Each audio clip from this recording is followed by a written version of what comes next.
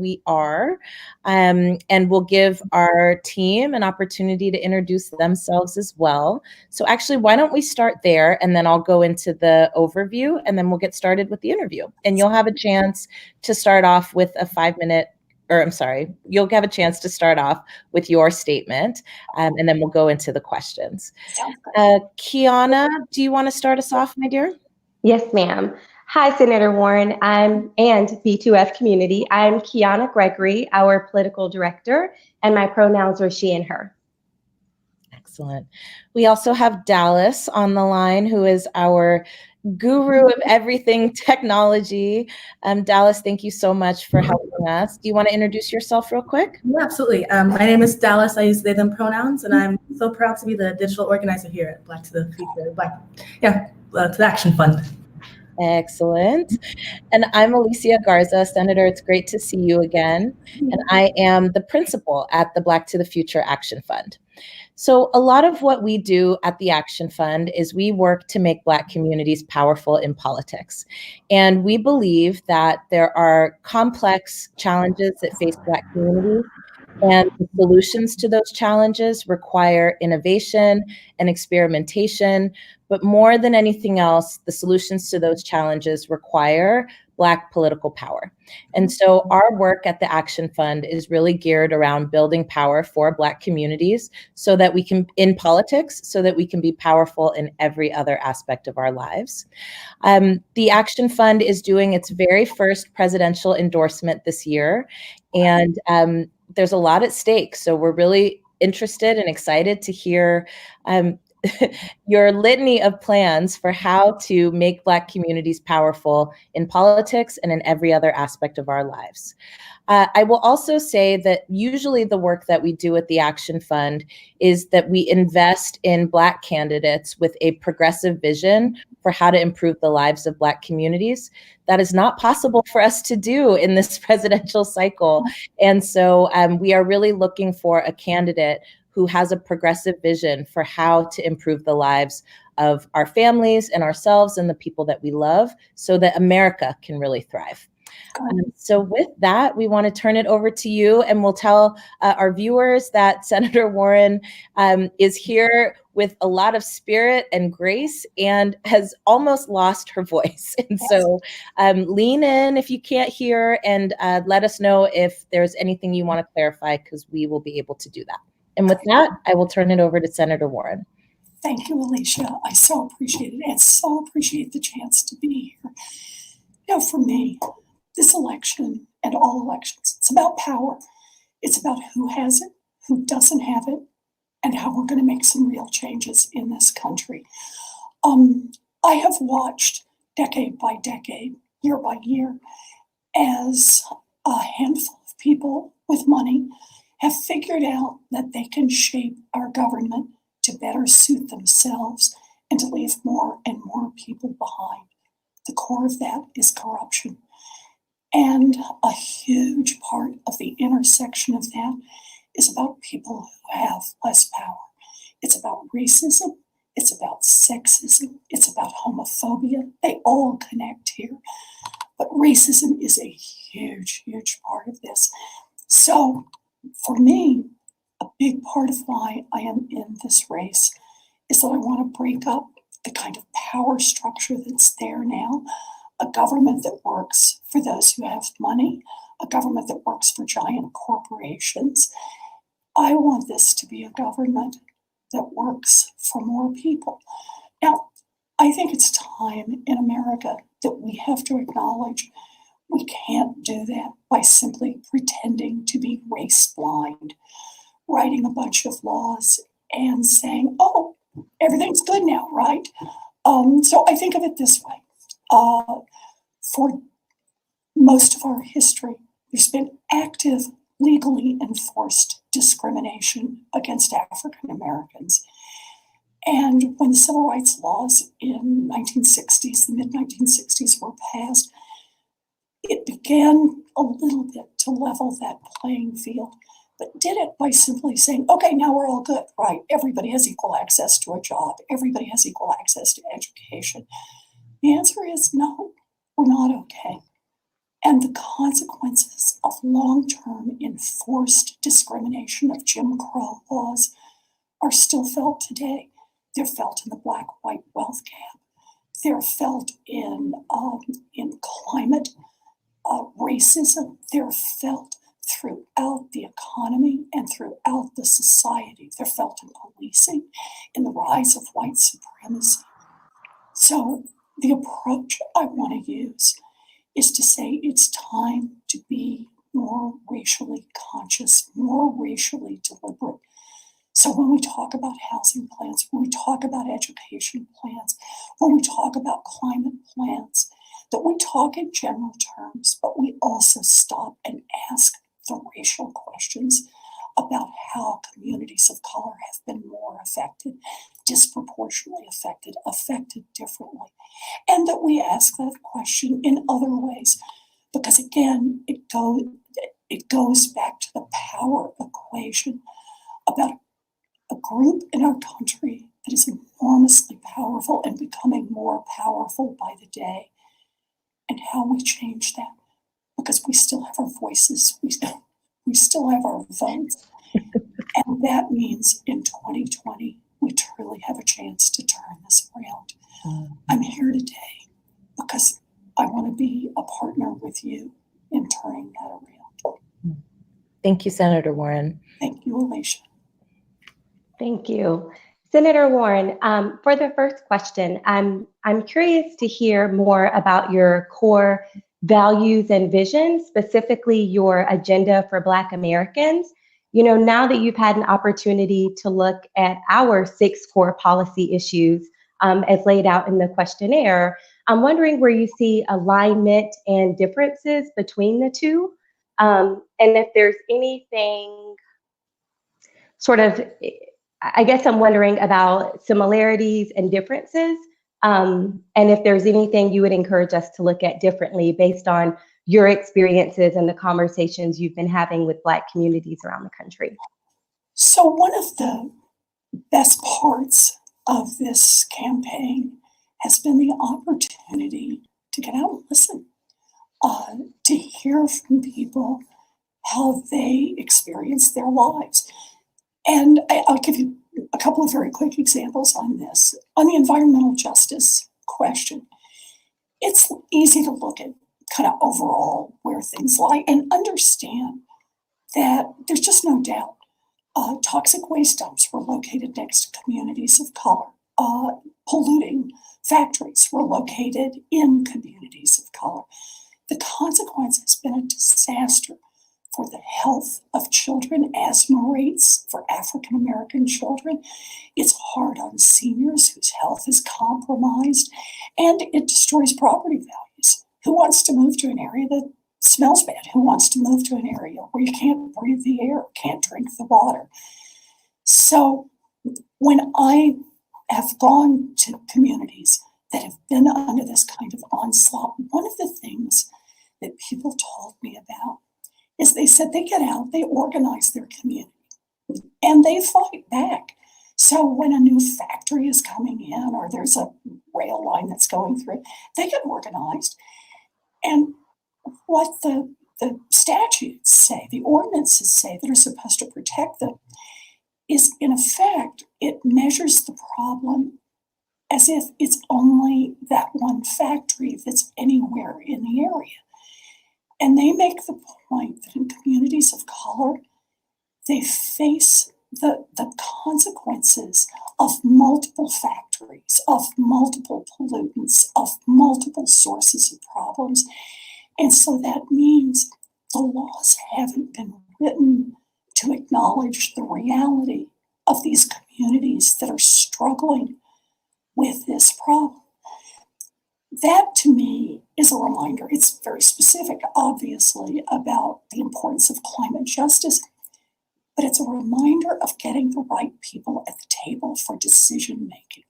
Whether we're talking about climate or education or policing policy, there's a reason that you need people at the table who have lived different experiences, who have lived the experience of an African American community, who have lived the experience of policing in America, who've lived the experience of education in America from the perspective of someone who's African American. It's not me. It's not the life I lived. But it is important to me that we bring everybody to the table and listen, not just bring them there so they can be tokens and they can say something and then we move on. So I confess that as I've gotten more into this race along this year, I have seen the importance not of being a good teacher, but of being a good student and of wanting to be the kind of candidate, but the kind of president who listens, who learns, and who knows. We come to better decisions. We come to more just decisions when we have everybody at the table.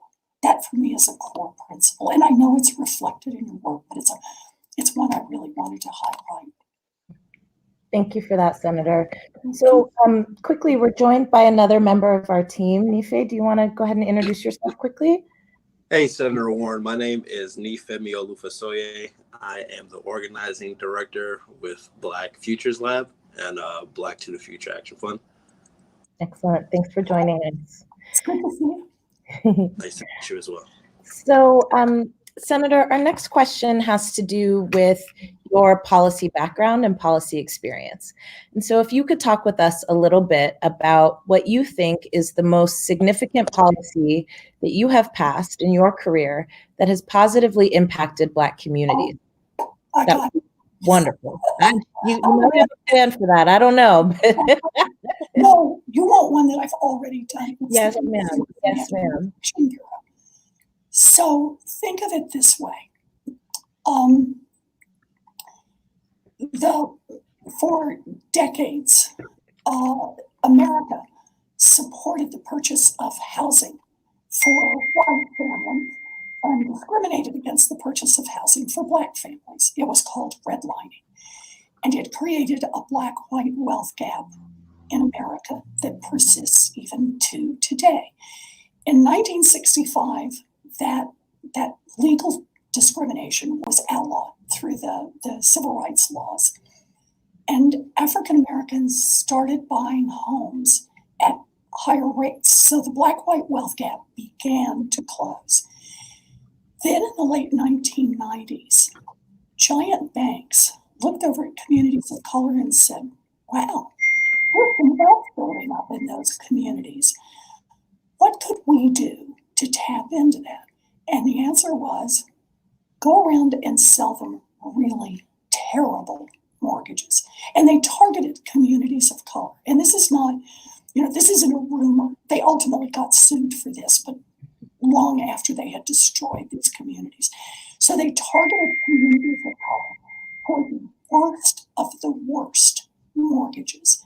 And they were designed, these mortgages, not to help people buy homes. They started by refinancing the loans on people who already owned their homes. Mm-hmm. And the consequence was people were better off for the first 2 years while payments went down. But then when it came time, the payments jumped after 2 years and people ended up losing their homes. Ultimately, the products that were first marketed in the African American communities and Latino communities were spread all around the nation. And that's what led to the housing crash of 2008. It wiped out billions of dollars in Black wealth, and Black families have still not recovered. So I had an idea, and my idea was to say, this should never, ever happen again in America. Let's build a new agency whose sole responsibility is to make sure that people don't get cheated on mortgages and credit cards and payday loans and student loans.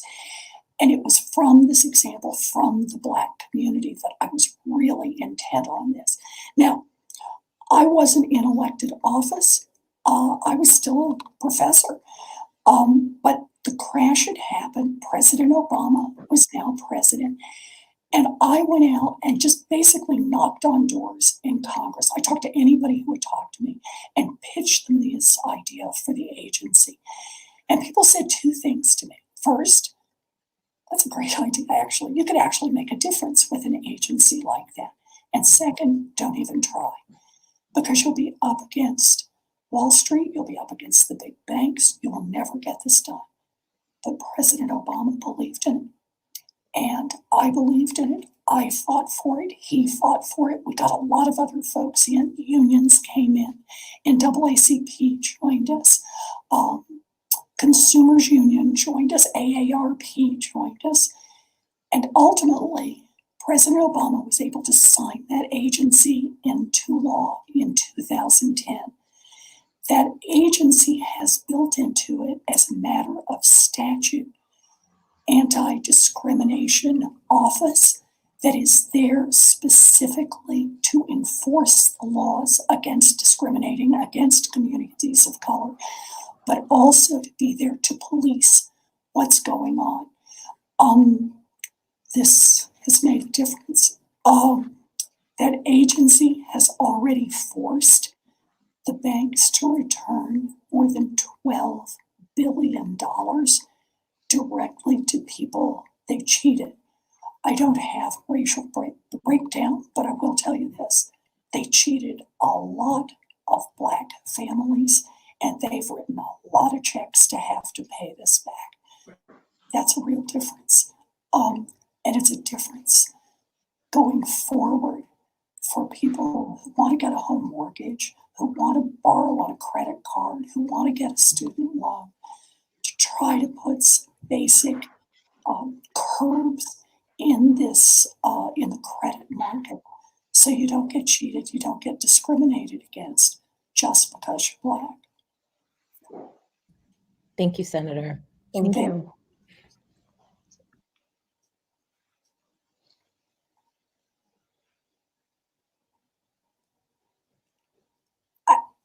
I can't hear.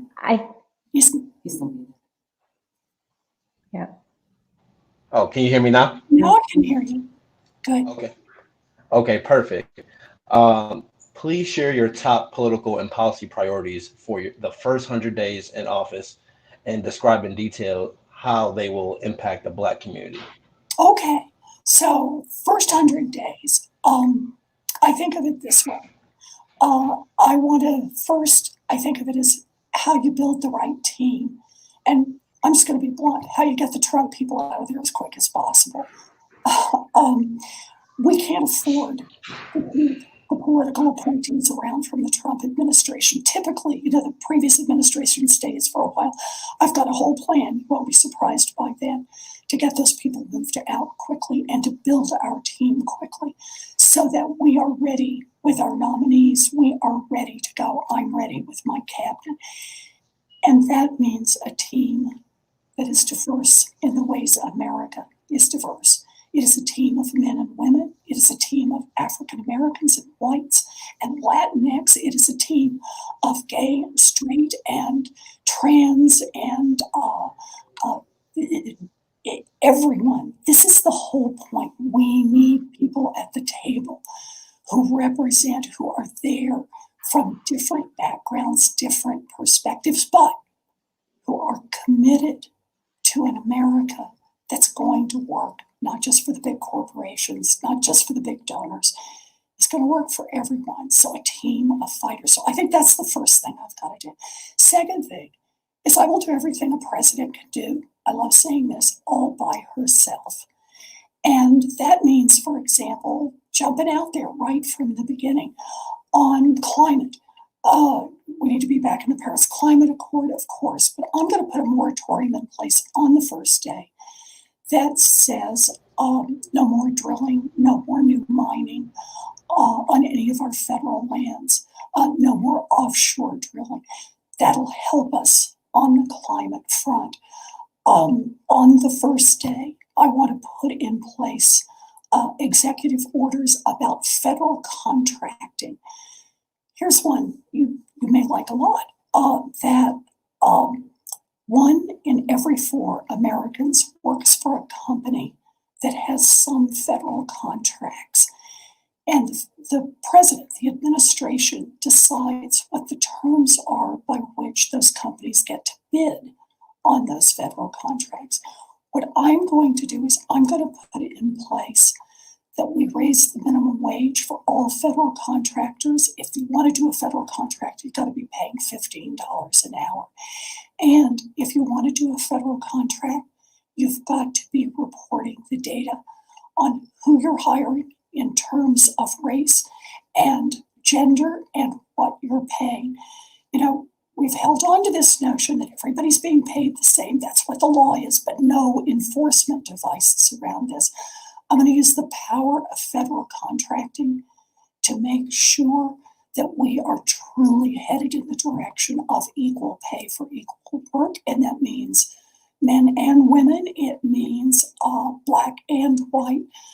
We can make a difference. We have the power with our government. And I want to mention one more, and that is the importance of getting the right people to head our agencies, people who actually believe in the mission of federal government, of the mission of those agencies. So, for example, I'm going to have a Secretary of Education who believes in public education, a Secretary of Education who believes that public dollars should stay in public schools, a Secretary of Education who believes that every one of our children is entitled to a safe and welcoming learning environment.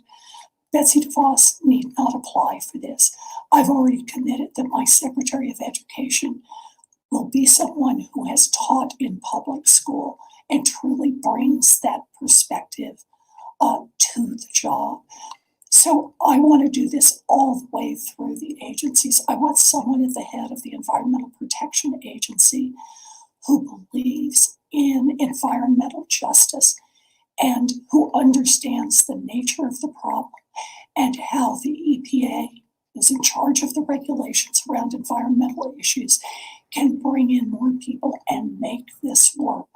I want to do this agency by agency by agency, department by department through our government. I want an attorney general who believes in our civil rights laws and believes in enforcing them. I want an attorney general who understands about the rise in white supremacy.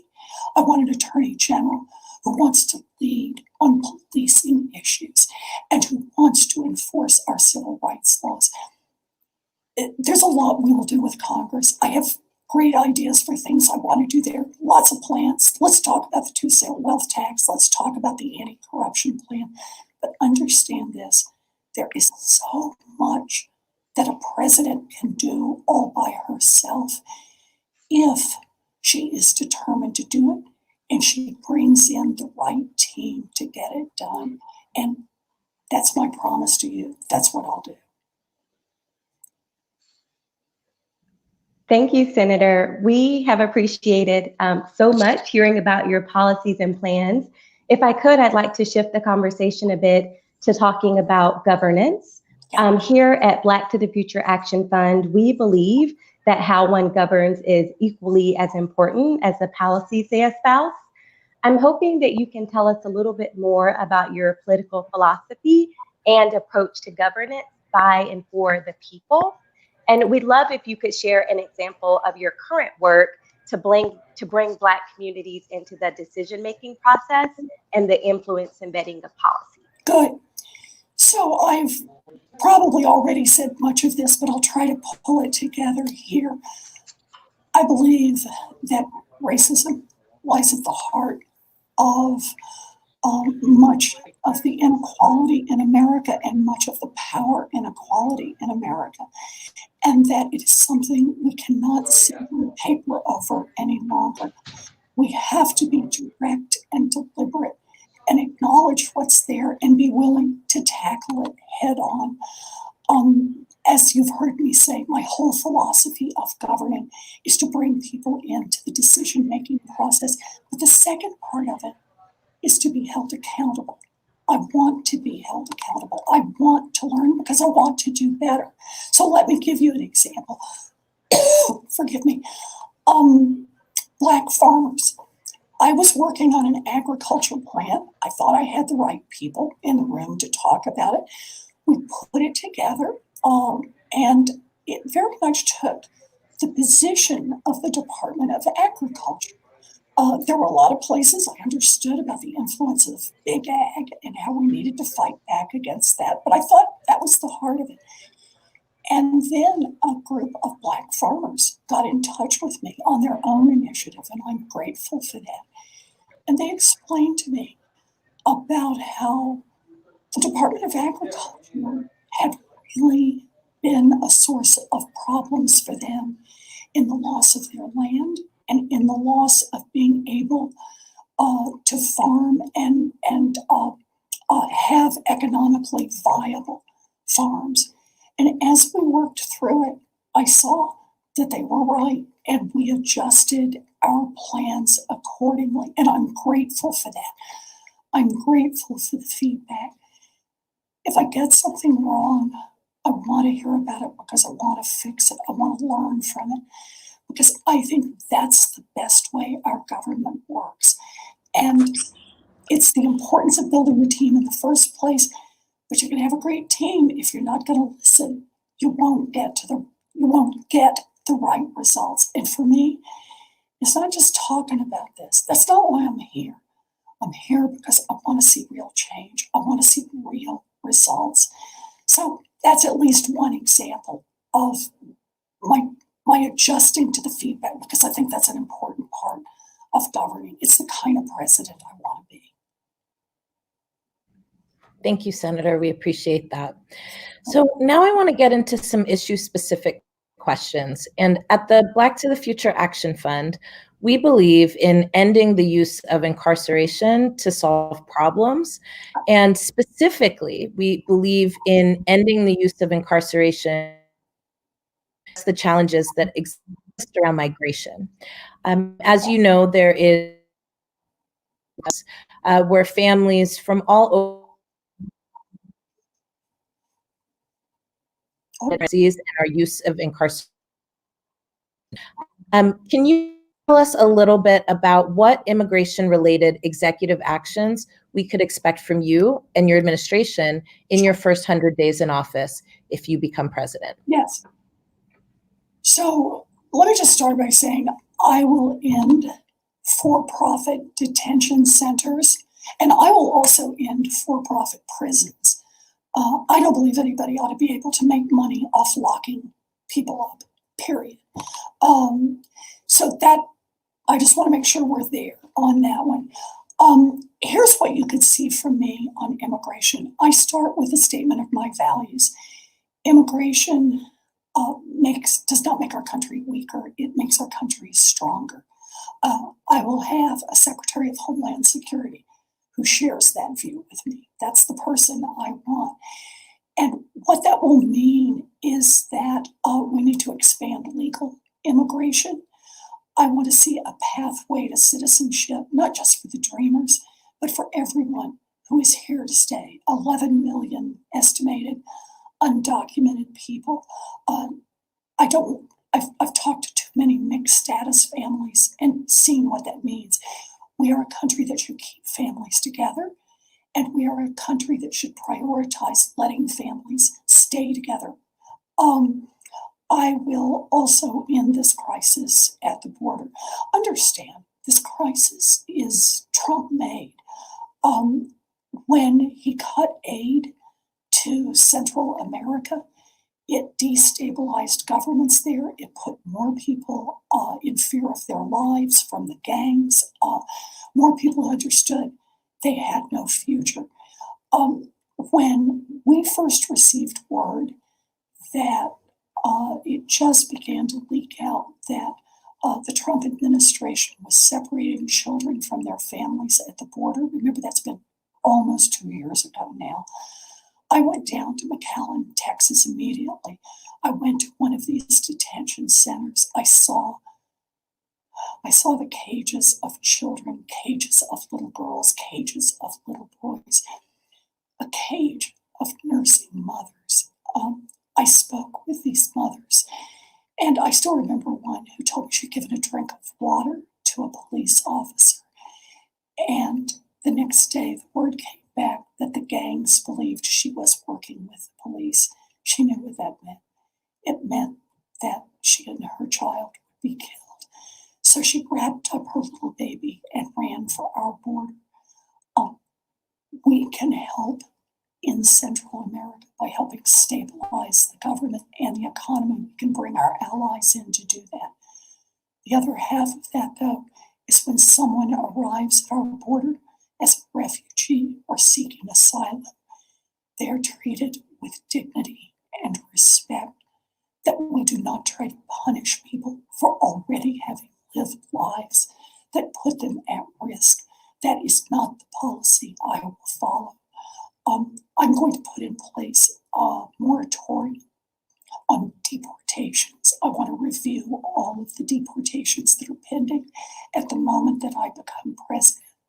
I also want to review when family members have already been deported about whether or not they should be permitted re-entry. Families should be together and people should not be deported who are here as our neighbors, who work here, who are part of our families. So that's going to be a big shift at our border. I want to both help stabilize the situation so fewer people feel that they need to flee, but I also want to make sure that at our borders, we are living our values every day and we are not locking people up or putting people at risk by forcing them to other countries simply because they have come to us to ask for asylum or for refugee status. That is wrong, and that is not the kind of country that we should be. Thank you, Senator. Thank you, Senator, for your response. Our next question is, your questionnaire names a number of executive actions you take right away, one of which seeks to close the pay gap faced by women of color. Please tell us more about economic related executive actions you're considering and the potential benefit you expect they can have on Black communities. So the particular one you're addressing, Bife, is the one where I can use executive action by federal contracting and help close the pay gap through that. When you ask about priorities in general, I want to make it clear that I have three. And the first is I want to close the Black-white wealth gap, or at least start shrinking it. That's the direction I want to go. My goal is to close the Black-white wealth gap.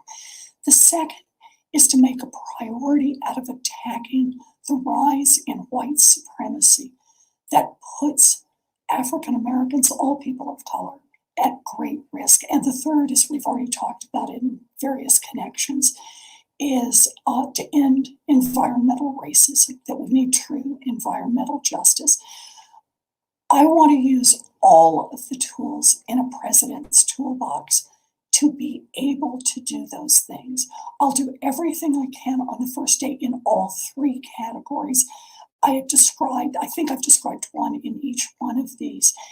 It has to do with the teams we build and the executive authorities and the executive orders that I can sign as president. Federal contracting is part of it. Part of it is who we get for the leadership of each one of these agencies. But these are the three areas that I want to make a priority, both for me individually, for our departments, and for congressional action. And I hope we don't leave out the congressional action part of this, because there's a lot we could do on orders around that. Let me just do one more on closing the Black-white wealth gap, and that is student loans. As you may know, African American young people are more likely to have to borrow money to go to college. They have to borrow more money while they're in college, and they have a harder time paying off their loans when they get out of college. Recent data that we analyzed showed that 20 years out, whites and Blacks who had borrowed money while they were in college, more than 90% of whites had completely paid off their loans. Fewer than 5% of African Americans had been able to pay off their loans. This just causes huge disparity. And it means if you're carrying those student loans longer, can't get them paid off, It has other effects. Can't start a small business, can't save up the money for a down payment for a home, other ways that people build wealth. Now, I have a plan. This one has to go through Congress. 2-cent wealth tax. And among the things we can do with that 2-cent wealth tax is cancel student loan debt for 43 million Americans. And if I can say just for a minute about the importance of race consciousness, I deliberately designed this in a way that would close the black-white wealth gap for those who have student loans by about 20 points. I don't know of another time in history that we've been able to do something like that. But you asked the question about what can I do in the first 100 days. Turns out, Secretary of Education has a lot of power to cancel a lot of student loans. Not as much as Congress, but a lot. So think of it this way. For every one of those for-profit colleges that tricked people, that have cheated people, that have misrepresented what they're doing, the Secretary of Education has the power to cancel those loans because the Black community has been targeted by many of the worst of those for-profit colleges. That means my Secretary of Education could use that power to help get rid of student loan debt for a lot of people who have been ripped off. And that's something, it's not through executive order, which is specifically what you'd ask, but it's something that we could accomplish, and we could accomplish as a team, and ought to be able to do it in the first 100 days. That's the approach I want to use overall. And I know you've got the questionnaire, so you've seen a long list of these, and I'll tell you the truth, I keep adding to it because we keep finding more places we could do this. This is the exciting part about what's possible. Thank you, Senator. Thank you. Kiana, do you want me to close it out? Yes, please. So, Senator, you have given us a lot to think about. We want to give you an opportunity to make a closing statement. And if you could, tell us a little bit about why you are the best choice for President of the United States. And if in your answer, you can refer at all to the policy agenda that the Black Futures or the Black to the Future Action Fund has laid out. Tell us about why your presidency would help to advance the conditions and the lives of Black communities across America. Oh, Alicia, you've opened the doors wide here. I'm going to try to keep this short because it's straight from the heart. I love what Black to the Futures is doing because you understand this is about power, and it's about who has it, who doesn't, and how we make change. And I'm so grateful that you are organized around this, that you have laid out an agenda that I adopt. This is a great agenda. It's an agenda about shifting power away from those who already have it, who have money and have used it to buy influence in Washington for decades now, to make this government work for themselves and less for everyone else. We have this extraordinary opportunity because we still have our voices, we still have our votes.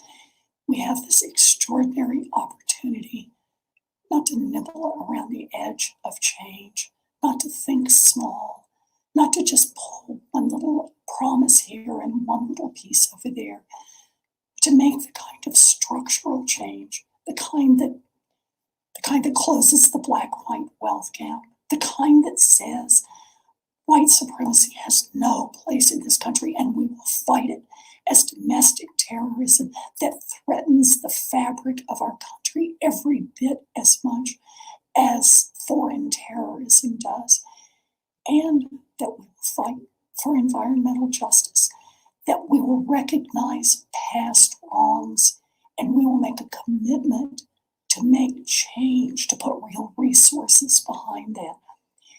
Every policy area that I've worked in, whether it's education, or housing, entrepreneurship has a specific piece that tries to look at the racial element. So, for example, entrepreneurs of color have less access to wealth, personal wealth, to be able to start businesses. So we saw the analysis, it's about a $7 billion wealth gap. And I have a plan to put, and I've figured out where I have $7 billion to put directly into that fund so that African Americans, Latinx will have a chance to have equity funding for their businesses. And the fund itself will be run by the people who need access to it. So it'll be run by women, by people of color, people who have been cut out. It's every place we look, we see the impact of racism in America. We see the impact of homophobia. We see the impact of sexism. We have opportunities to make changes in every one of those areas. One thing that's hard for me today in talking with you all is not just that I'm hoarse, although that's pretty terrible. It's at each point, I think of one more thing we could do. On day one, lift the Muslim ban. That is the right thing for our country to do. I want us to be a nation that lives our best values. You know, I was a kid who grew up without much. My daddy ended up as a janitor. My mom she worked a minimum wage job at Sears. I wanted to be a public school teacher. And it was a tough path for me. My family didn't have money. Nobody had graduated from college. Ultimately, I got my opportunity at a commuter college that cost $50 a semester, and for a price I could pay for in a part-time waitressing job. I got to become a public school teacher. I taught special education, and I loved it. I saw what real opportunity means, and I see in America now where even that opportunity is not out there for our kids. I never thought I'd run for public office, not in a million years. But I got in this fight because I see what's broken. I see how we could fix it. I am committed to change. This is not ideology for me. This is about making real change. And I know that the way we make those changes is through partnership and persistence. So that's why I'm here today, to ask for your endorsement. I want to be president so that together we can build the America of our best dreams. That's why I'm here. Thank you so much, Senator Warren. We so appreciate you taking the time today and giving us the last bit of what you have for a voice. But we know that your voice is resounding all over this country, and we certainly appreciate all that you have offered to us. So thank you for your time. Thank you for your commitment and dedication. And we will be back in touch with you within the next few days. And we are going to announce after our last interview tomorrow who we plan to endorse for president. No matter what happens from here on out, we are really impressed and excited about what you are putting forward for this country. And we thank you for your service. Thank you for your time. Get better honey, lemon, and tea. And we will be back in touch very soon. Thank you so much. And thank you for all you do. Thank you. You're going to make real change in this world. Thank you. Let's go. Let's go slay some dragons. You bet. All right. Thank you. Have a great day. Bye-bye.